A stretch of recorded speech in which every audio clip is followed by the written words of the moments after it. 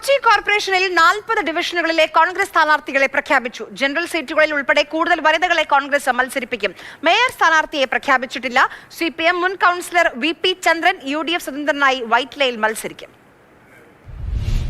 ആകെയുള്ള 76 ഡിവിഷനുകളിൽ 65 കോൺഗ്രസ് മത്സരിക്കുന്നത്. 7 മുസ്ലിം ലീഗ് മത്സരിക്കും. കേരള കോൺഗ്രസ് 3 RSP 1 മത്സരിക്കും.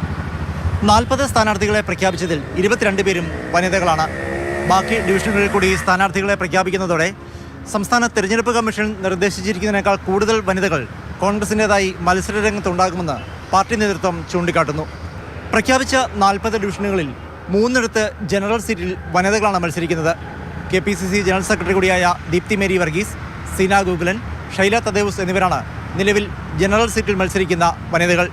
ഇനി പ്രഖ്യാപിക്കാനിരിക്കുന്ന ജനറൽ സീറ്റുകളിലും വനിതകൾ ഉണ്ടാകുമെന്നാണ് സൂചന. CPM മുൻ ഏരിയ കമ്മിറ്റി അംഗവും Kochi corporation LDF parliamentary party സെക്രട്ടറിയുമായിരുന്ന VP ചന്ദ്രൻ ഇത്തവണ UDF സ്വതന്ത്രനായി മത്സരിക്കും.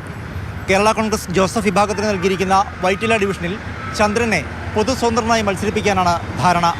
CPM നേതൃത്വവുമായി തെറ്റിനിൽക്കുന്ന ചന്ദ്രൻ പ്രദേശത്തെ സാമൂഹിക സാംസ്കാരിക കൂട്ടായ്മകളിൽ സജീവമാണ്. എഴുത്തുകാരി ഷീജ പടിപ്പുരയ്ക്കൽ നമ്പ്യാപുരത്ത് നിന്ന് ജനവിധി തേടുന്നുണ്ട്. അഴിമതിയും സ്വജനപക്ഷപാതവും വികസനമില്ലായ്മയും ഉയർത്തിക്കാട്ടി തെരഞ്ഞെടുപ്പിനെ നേരിടാനാണ് കോൺഗ്രസിൻ്റെ തീരുമാനം. ഇക്കാര്യങ്ങളാവും പ്രധാന പ്രചാരണ വിഷയങ്ങളായി ഉയർത്തുകയെന്ന് DCC അധ്യക്ഷൻ മുഹമ്മദ് ഷിയാസ് പറഞ്ഞു.